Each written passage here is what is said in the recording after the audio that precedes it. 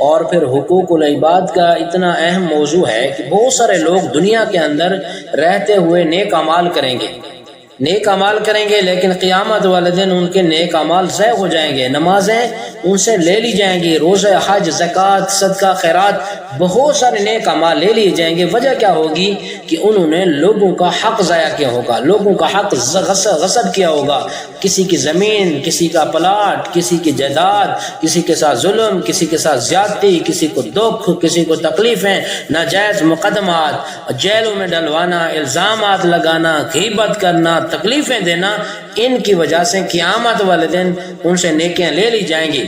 جس طرح روایت میں آتا ہے، نبی علیہ السلام نے فرمایا، میرے صحابہ بتاؤ مفلس کون ہے؟ صحابہ نے عرض کیا، یا رسول اللہ صلی اللہ علیہ وسلم، جس کے پاس دینار نہ ہو، یعنی پیسے نہ ہو، کچھ بھی نہ ہو، وہ غریب ہے۔ حضور علیہ السلام نے فرمایا، میری امت کا غریب مفلس وہ ہے، قیامت والے دن بہت ساری نیکیوں کا ڈھیر لائے گا، لیکن حق لینے والے بھی وہاں آ جائیں گے، اللہ کی عدالت سجی ہوئی ہوگی، اللہ کی عدالت کے اندر حق لینے والے اپنا مطالبہ کریں گے کہ اس نے ہمیں دکھ دیے تھے، اس نے ہمیں ستایا تھا، ہمیں تکلیف دی تھی، ہمارے اوپر الزام لگایا تھا، ناجائز مقدمات میں ہمیں پھنسوایا تھا، اللہ اس کی نیکیاں ان کو دے دیں گے۔ ایک آئے گا وہ لے جائے گا، دوسرا آئے گا، تیسرا، چوتھا، پانچواں، نیکیاں ختم ہو جائیں گی، حق لینے والے باقی رہیں گے۔ نتیجہ یہ نکلے گا، نیکیاں تو ہے نہیں، حق لینے والے ابھی باقی ہیں، نتیجہ یہ نکلے گا کہ اللہ تعالیٰ حق لینے والوں کے گناہ اس کے سر پر ڈال دیں گے اور اس کو جہنم کے اندر پھینک دیا جائے۔ حضور علیہ السلام نے فرمایا، میری امت کا مفلس یہ ہے۔ تو اسی طرح حقوق العباد میں ایک پڑوسی ہے، ان کے بھی بہت زیادہ حقوق ہیں۔ حضرت جبرائیل علیہ السلام پڑوسیوں کے اتنا حقوق بیان کرتے تھے، نبی علیہ السلام نے فرمایا، مجھے یہ گمان ہونے لگا کہ کہیں پڑوسی وراثت کا بھی حصے دار نہ بن جائے، وراثت میں بھی اس کو حصہ نہ ملے۔ پھر عام طور پر آپ یہ سمجھتے ہیں کہ جی جو ہم دیوار ہے وہ ہمارا پڑوسی ہے، آگے ہے، پیچھے ہے، دائیں ہے، بائیں ہے، نہیں، پڑوسی کا تعلق 40 گھروں تک، دائیں بائیں آگے پیچھے، یہ پڑوسی ہے۔ اور اس سے پتہ یہ چلتا ہے کہ پورا گاؤں، پورا محلہ وہ پڑوسی ہے، اور ان پڑوسیوں کو کسی بھی قسم کی تکلیف نہ دی جائے، نہ گاڑی آگے ان کے گھر کے سامنے کھڑی کرے، نہ ان کے آگے کوئی لکڑیاں ڈالے، نہ کوئی کیچڑ، نہ کوئی پانی، کوئی بھی اذیت والی چیز، نہ اپنے گھر کے اندر کوئی ایسا سپیکر، کوئی ایسی آواز، کوئی ایسے گانے، کوئی ڈھول باجے، کوئی شور شگم جس کی وجہ سے پڑوسی کو کیا ہو، وہ تکلیف ہو، ایسا کام بالکل نہیں کرنا۔ بلکہ پڑوسی بیمار ہو جائے، آپ اس کی تیمارداری کریں، اس کی عیادت کریں، اس کو پیسوں کی ضرورت ہو آپ قرض حسنہ اس کو دیں، اگر وہ فوت ہو جاتا ہے آپ کفن دفن کا انتظام کریں، جنازے کے اندر کیا ہے وہ شریک ہو جائیں، اللہ تعالیٰ اس کو کوئی خوشخبری دیتا ہے آپ اس کو مبارکباد دیں، کوئی خوشی کی خبر پہنچتی ہے، اگر کوئی دکھ پہنچتا ہے، کوئی پریشانی ہے، کوئی تکلیف پہنچتی ہے، آپ اس کو صبر کی تلقین کریں، یہ پڑوسیوں کے حقوق ہے۔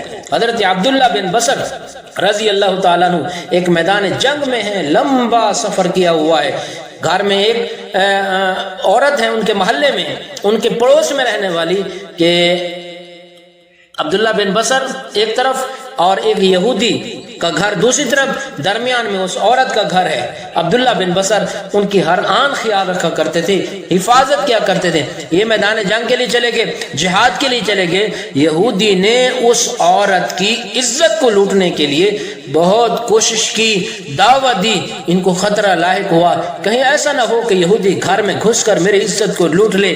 ایک دن رات کو یہ سوئی ہوئی ہے، عبداللہ بن بصر کو یاد کر رہی ہے، کاش عبداللہ بن بصر آپ ہوتے میں سکون کی نیند سو جاتی، عبداللہ بن بصر آپ ہوتے میری عزت کا تحفظ ہوتا، میرے گھر کا تحفظ ہوتا۔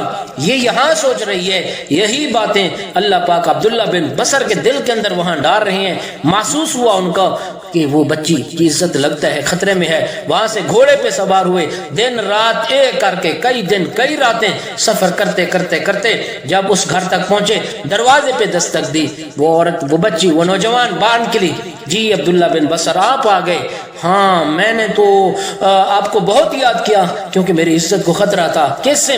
یہودی سے۔ فرمایا جاؤ اس کو بلاؤ۔ جب اس کو بلایا گیا، حضرت عبداللہ بن بصر چھپ کر بیٹھے ہیں، تلوار نکالی، گردن کاٹ کے پھینک دی، اور پھر فرمایا میں تو اپنے جہاد کی طرف جاتا ہوں، میں تو میدان میں جاتا ہوں۔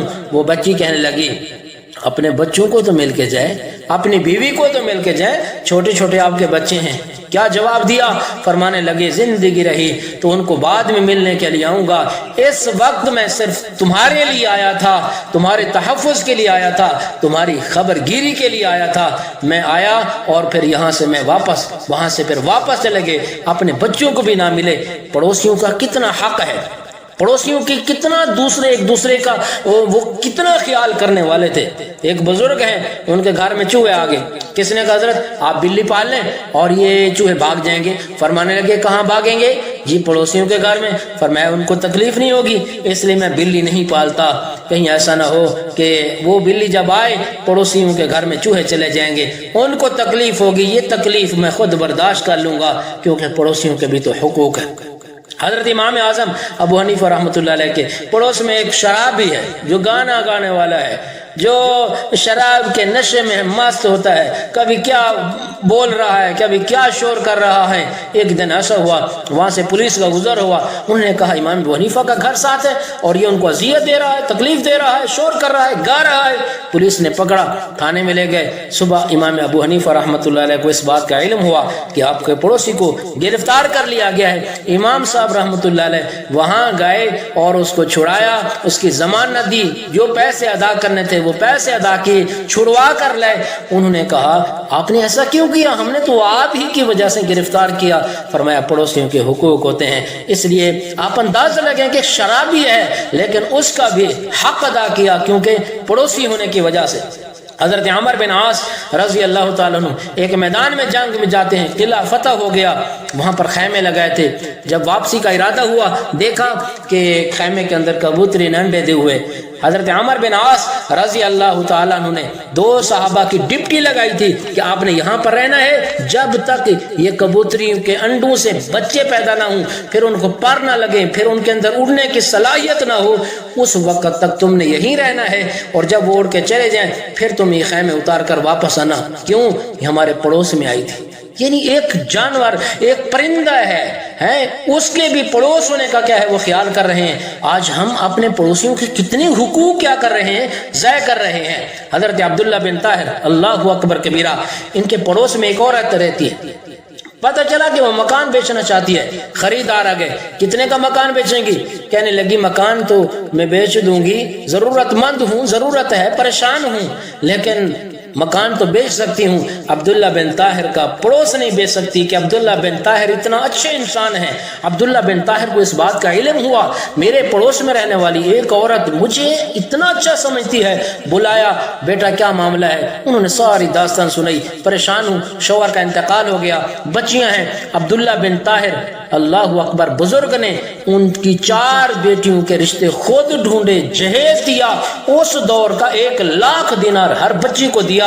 اور بتانے والوں نے بتایا کہ عبداللہ بن طاہر نے کہا یہ میرے پڑوسی ہیں اور پڑوسیوں کے کچھ حقوق ہوتے ہیں، میں نے تو ان کے حق ادا کیے ہیں۔ حضرت سہل بن عبداللہ تسری رحمۃ اللہ علیہ بیمار ہوئے اور ان کا پڑوس میں رہنے والا ایک مجوسی ہے، وہ روزانہ رات کو کوڑا کرکٹ ان کے گھر میں ڈال دیتا تھا، صبح تہجد کے لیے اٹھاتے باہر پھینک دیتے۔ بچوں کو بھی نہیں بتایا، کہیں ایسا نہ ہو پڑوسیوں کو گالیاں نہ دے، کہیں ایسا نہ ہو پڑوسیوں کو ستائے نہ، کہیں ایسا نہ ہو پڑوسیوں کو مارے نہ۔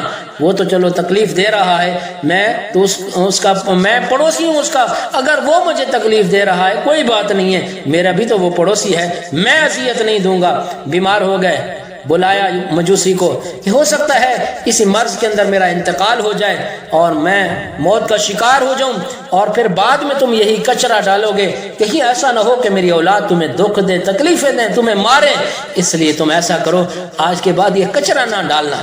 آپ اندازہ لگائیں کہ پڑوسی ہے وہ ستا رہے ہیں اور یہ ان کو کس انداز کے ساتھ سمجھا رہے ہیں، اور پھر اس کا ان کے اوپر اتنا اثر ہوا، آنکھوں میں آنسو آئے۔ مجوسی گھر میں جاتا ہے اور اپنی بیوی کو بچوں کو ساتھ لاتا ہے اور حضرت سہل بن عبداللہ تسری رحمۃ اللہ علیہ کے ہاتھ پر محمد مصطفیٰ کا کلمہ پڑھ کے اسلام کے اندر داخل ہو جاتا ہے۔ تو پڑوسیوں کے حقوق ہیں، حضرت مفتی عزیز الرحمان رحمۃ اللہ علیہ بزرگ گزرے ہیں، اللہ اکبر کبیرہ، بڑی شخصیت ہیں، اپنے محلے سے جب بازار کی طرف جاتے دروازہ کھٹکھٹاتے، ان کے گھر، ان کا جن کے گھر میں کوئی مرد نہیں ہوتا، کوئی بیوہ عورت ہے، کسی کے گھر میں صرف بچیاں ہیں، کوئی سبزی لانے والا، راشن لانے والا نہیں ہے، بازار میں جاتے دروازے پہ دستک دیتے، کوئی چیز منگوانی ہو، ہاں ہاں یہ لے آنا حضرت، یہ لے آنا حضرت، یہ لے آنا حضرت، وہاں سے بازار سے جاتے، وہاں سے اپنے کندھے کے اوپر ان کا سامان گٹھلی اٹھا کر لاتے اور ان کو ان کی چیزیں دیتے۔ اگر کوئی چیز خراب ہوتی یا جو منگوائی تھی وہ نہ ہوتی، چینج ہوتی تھی، یا کوئی جس طرح جوتا ہے اس کے نمبر کا کوئی فرق ہو گیا، یا کوئی حضرت بھول گئے، وہ بتاتے ہیں کہ یہ چیز ہم نے منگوانی تھی، آپ یہ لے آئے، آپ نے تھوڑی لے آئے، یا آپ یہ زیادہ لے آئے۔ حضرت دوبارہ بازار میں جاتے، ان کی چیزوں کو پھر اسی انداز میں لاتے جو کچھ انہوں نے منگوایا۔ کسی نے کہا حضرت آپ بہت تکلیف اٹھاتے ہیں، فرمایا پڑوسیوں کے حقوق ہیں، میں تو ان کو حقوق کو ادا کرتا ہوں۔ آپ اندازہ لگائیے کہ پڑوسیوں کے کتنا حقوق ہیں اور آج ان کے حقوق کیسے ہم پامال کر رہے ہیں۔ ایک ہی ماں، ایک ہی باپ، دونوں اولاد سکے بھائی ہیں، کٹھے رہتے ہیں، ساتھ رہتے ہیں، ساتھ ایک درمیان میں صرف دیوار ہے، اور ایک دوسرے کے خلاف تبصرے، تذکرے، اذیت پہنچانا، تکلیف پہنچانا۔ ہم بھی اپنے آس پاس دیکھیں، پڑوسیوں کو دیکھیں، ہمیں کیا تعلیمات دی گئی ہے کہ اگر تم نے سالن بنانا ہو تو پانی تھوڑا سا زیادہ ڈال لینا تاکہ وہ شوربہ زیادہ ہو جائے، اور پڑوسیوں کے گھر کے اندر بھی کچھ سالن بھیج دو۔ یہ میرے اور آپ کے پیارے نبی حضرت محمد مصطفیٰ صلی اللہ علیہ وسلم کی کیا ہے، وہ تعلیمات میں سے ہیں۔ آج ہم کوشش کریں اپنے پڑوسیوں کا ہر آن خیال رکھیں، ان کی ضروریات کا خیال رکھیں، ان کو کسی قسم کی تکلیف نہ دیں، وہ پریشان ہوں ان کو صبر کا کہیں، اگر ان کو کوئی خوشی ملے ان کو مبارکباد دیں،